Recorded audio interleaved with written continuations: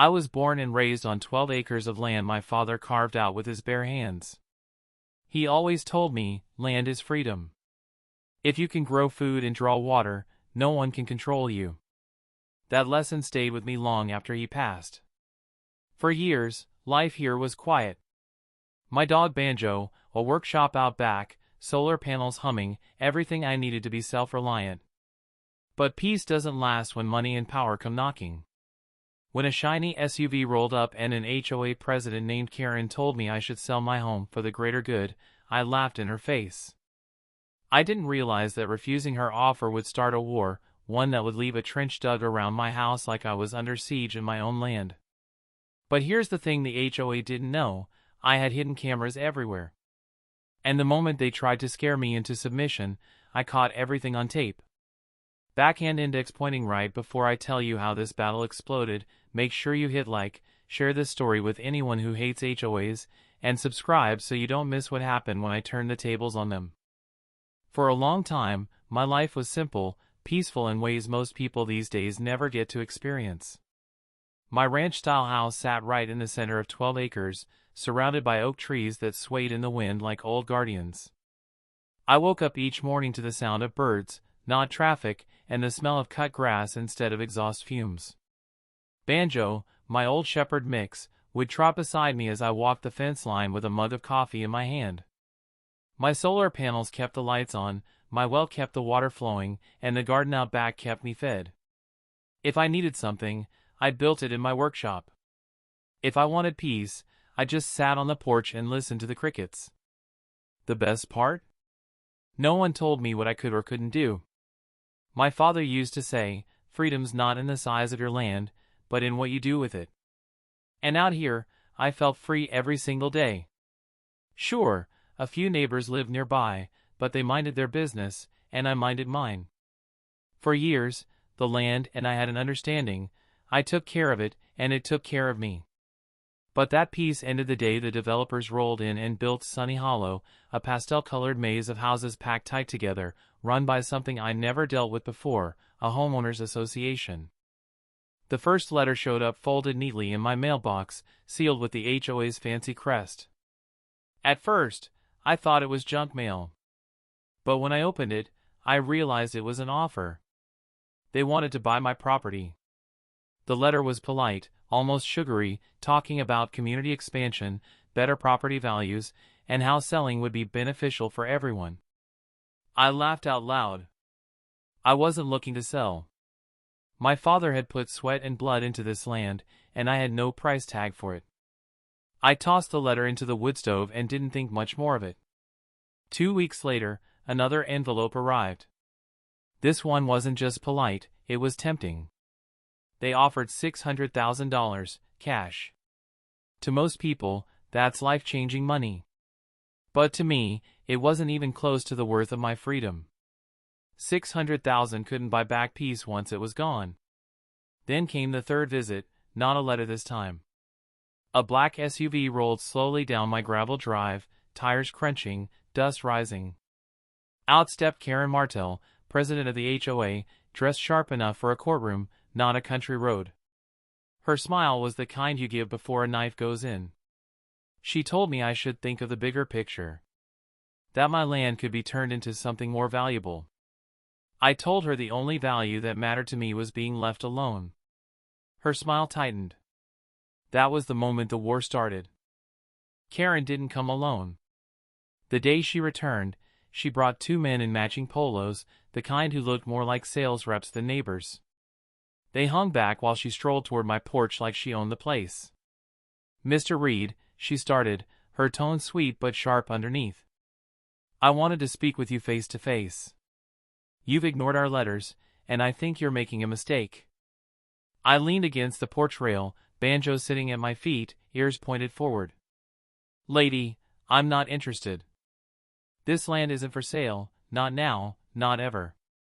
Her smile froze for half a second before she smoothed it back into place.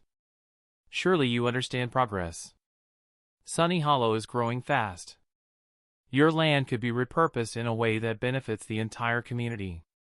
Parks, amenities, imagine the possibilities. I shook my head. I've already got everything I need. My father didn't break his back so I could sell this place to pastel tyrants. That made her drop the act. Her eyes hardened, and the sweetness in her voice soured. Refusing us would be unwise.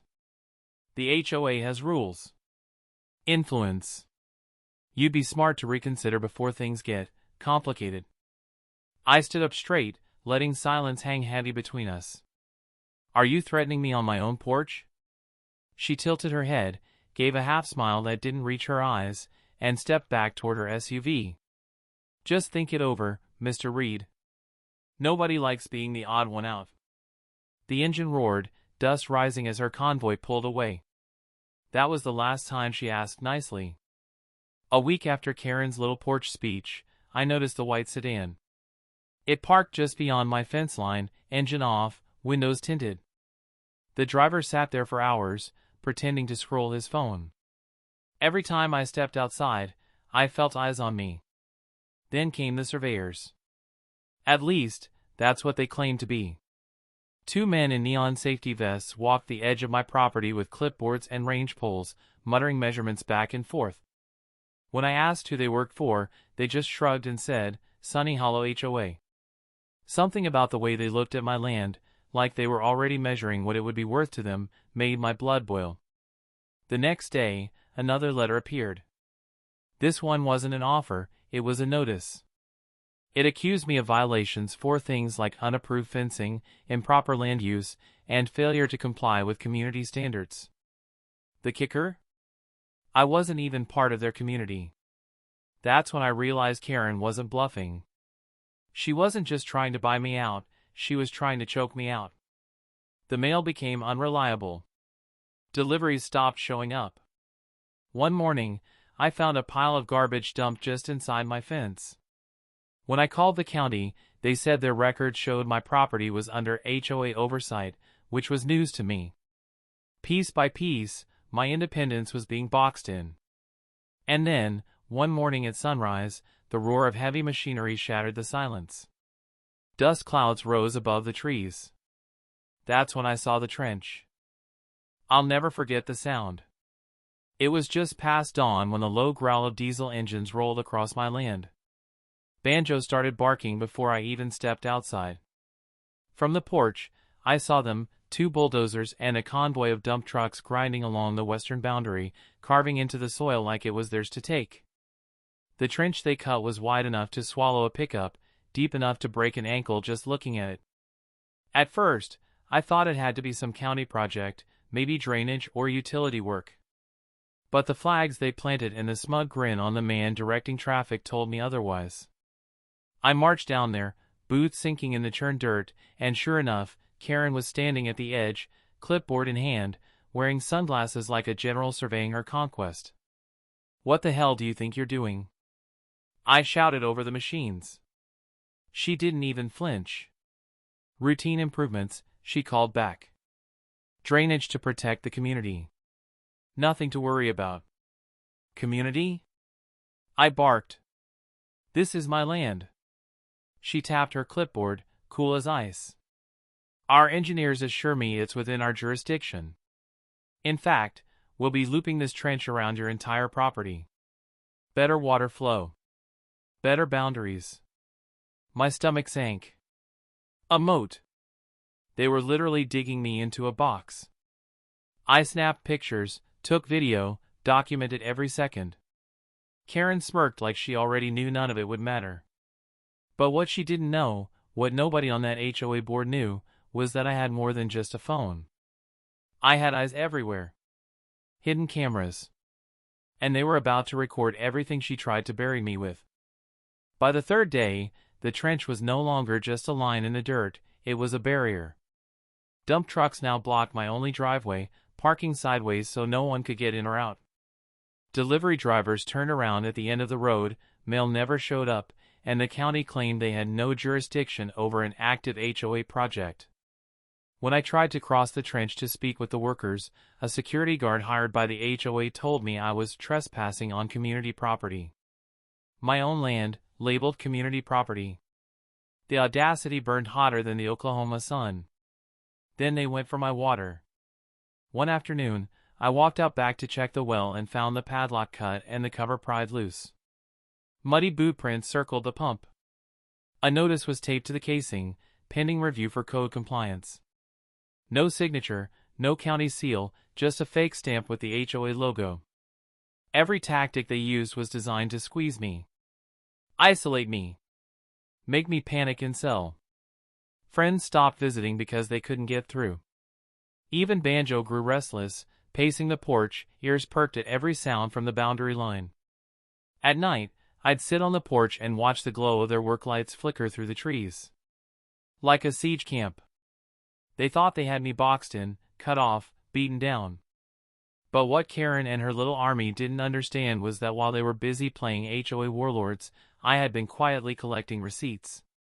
Every trench dug, every boot print near my well, every whispered order, they were all on video.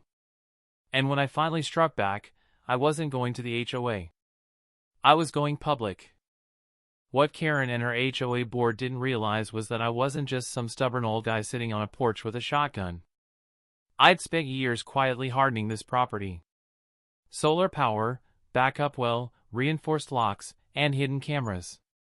Dozens of them. Tiny, battery-powered units with encrypted feeds that uploaded straight to a secure cloud. While they thought they were cutting me off, I was watching them in high definition. Every bulldozer crossing my property line. Every worker dropping concrete blocks into the trench. Every smirk, every joke about breaking the hermit caught clear as day.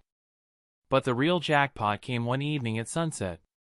Karen herself, in a hard hat, standing by the well pump. One of her men asked, "You sure about this?" She looked straight at him and said, "Cut it. He'll cave when the water stops." The microphone caught every word. I clipped the footage, timestamped it, backed it up 3 different ways. Then I started dropping hints online. A blurry still photo here, a short clip there. Neighbors started messaging me, asking what was going on. Local groups on Facebook picked it up.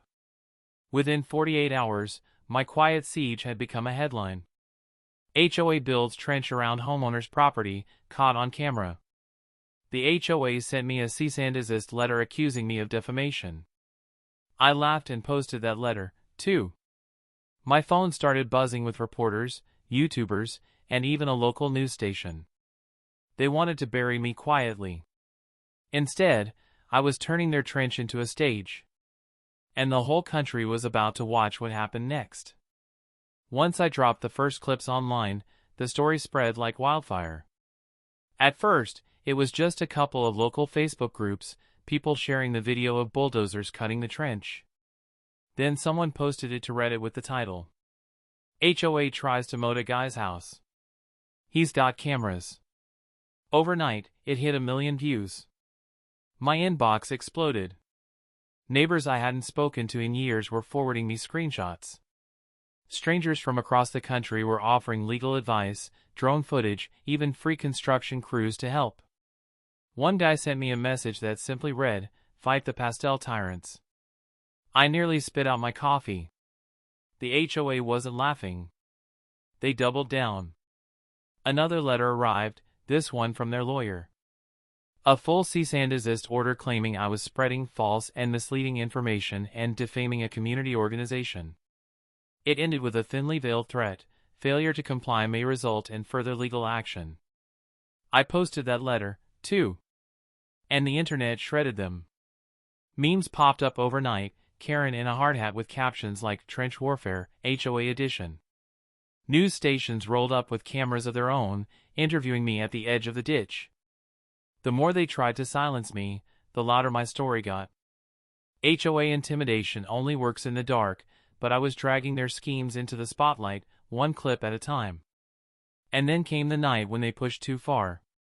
Floodlights, concrete blocks, men in safety vests sneaking back after midnight. That was when I walked out onto the porch with my rifle. It was past midnight when Banjo growled low, the kind of sound that tells you trouble is close. I stepped onto the porch and saw the glow of floodlights bouncing off the trees. Down at the trench, silhouettes moved, 3 men in reflective vests guiding a backhoe as it lowered massive concrete blocks into the ditch. And there she was, Karen Martell. Arms crossed, hard hat tilted like a crown, watching the whole thing like a queen surveying her conquest. I grabbed my rifle, not raised, just slung across my shoulder, and walked down the gravel path slow and steady. The crunch of my boots carried across the quiet night until the engines cut off and all eyes turned toward me. "Evening, folks," I said calmly, though my blood was boiling. "You're trespassing." Karen smirked. "We're within our rights. Improvements for the community. You should have cooperated, Mr. Reed." I let the silence hang before speaking again. "This is my land. You've crossed my fence line, tampered with my well, and blocked my driveway. I don't think a judge is going to call that an improvement." One of the workers muttered, "Let's just go." But Karen snapped, "No. Finish the job." That's when I shifted the rifle off my shoulder and held it across my chest. Not aiming, just making sure everyone could see it. "Oklahoma law says I can defend my property. You all want to test that tonight?" The men froze. The backhoe shut down. One by one, they backed away, leaving Karen standing alone at the trench. She locked eyes with me, fury burning hotter than the floodlights. "This isn't over," she hissed. "Good," I said, raising my phone to show the little red light blinking. "Because the camera's still rolling." By sunrise, I had uploaded the midnight footage. The internet ate it up, Karen's hissed threat, the rifle slung across my chest, the workers retreating like scolded kids.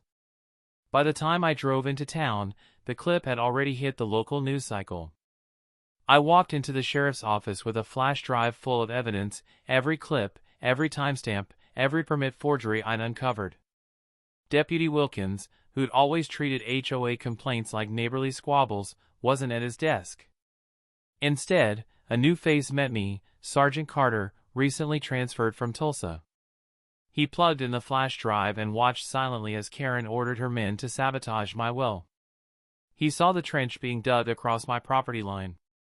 He heard her voice, crisp and clear, saying, "Cut it.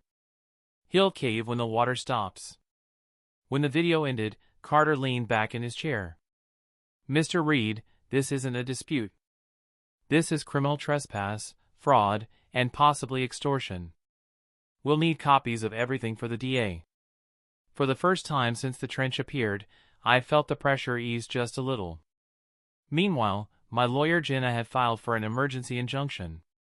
That afternoon, a county judge signed the order. All HOA construction around my property had to stop immediately. Any interference with my access to the driveway or well would be treated as contempt of court. Karen and her crew were on notice. But I knew better than to think they'd quit. People like her don't back down when they're caught, they double down. And when the courtroom showdown finally came, I was ready with one last ace in the hole. The courthouse was packed the morning of the hearing. Reporters filled the back rows, neighbors leaned forward like it was the Super Bowl, and the HOA board sat stiff in their pastel suits. At the front, Karen Martell adjusted her blazer and whispered furiously to her lawyer. My attorney, Jenna, stood calm and ready. She opened with one simple line, "This case is about control, an HOA trying to bury a man on his own land." Karen's lawyer tried to spin the trench as miscommunication, a drainage project that went too far. He waved glossy maps and claimed property boundaries were ambiguous. That's when Jenna hit play. On the big screen, the jury saw bulldozers cutting into my soil. They heard the workers laughing about breaking the hermit. They watched Karen at my well, saying clear as day, "Cut it. He'll cave when the water stops." The room went dead silent. Then Jenna dropped the real bombshell, forged permits. Each stamped with signatures from county officials, one of whom had been dead for 3 years. Gasps rippled through the courtroom. Even the judge's eyebrows shot up. Karen's lawyer scrambled, calling it an administrative error, but the damage was done. When the gavel finally came down, the order was swift. The HOA was to cease all construction, fill the trench, restore my access to utilities, and pay damages plus legal fees. The judge also referred the case to the district attorney for criminal investigation. Karen's face drained of color as deputies moved toward her. Fraud. Forgery. Intimidation. She wasn't walking out free this time. For the first time in months, I knew the land was mine again. But the war wasn't just ending, it was unraveling everything she built. The days after the ruling felt unreal. For weeks I'd woken to the sound of engines and threats. Now all I heard was silence, broken only by birds in the cottonwoods and Banjo's paws on the porch. But the HOA wasn't just bruised. It was broken. 3 board members resigned within 48 hours, each one trying to distance themselves from Karen. One of them even sent me an anonymous email. We were pressured to keep quiet. Thank you for standing up. County trucks rolled in to backfill the trench. Their bulldozers worked clean and steady, erasing weeks of sabotage in a single afternoon. Watching the soil level out felt like watching a scar finally heal. Meanwhile, Karen's empire collapsed. The news ran her mugshot on loop: fraud, forgery, conspiracy, and criminal trespass. Homeowners who once clapped for her HOA vision were now stuck with frozen accounts and legal bills. Some glared at me when we crossed paths. Others just looked ashamed. The local paper called it the Siege of Sunny Hollow.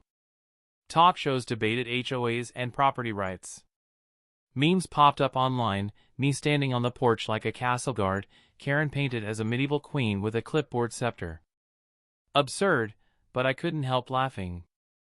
A month later, I got the official letter: damages awarded, legal fees covered, and a county trustee replacing the HOA. My access restored. My name cleared. One evening, as the sun dipped over the pasture, I hammered the last post into a new cedar fence. On it, a small metal sign read simply: Trench 2025, never again. Banjo wagged his tail beside me. My land was mine, always had been. And no HOA, or self-proclaimed queen with a clipboard, was ever going to take it away. And that's how it ended. A deep trench, forged permits, and months of intimidation, brought down by a few hidden cameras and the truth. What Karen and her HOA never understood is that land isn't just dirt and property lines. For some of us, it's blood and history. It's the place our fathers built, where our families grow, and where our roots go deeper than any trench. Justice didn't come easy, but it came. And it proves something I hope you take with you: bullies don't always win. No matter how powerful they look, they crack when the light hits their lies. So if you're ever pushed to the edge, don't give up. Stand your ground. Keep receipts. And never underestimate the power of watching eyes, even hidden ones. If you enjoyed this story, make sure to like, share, and subscribe for more true stories where justice finds its way. And let me know in the comments, what would you have done if the HOA dug a trench around your home?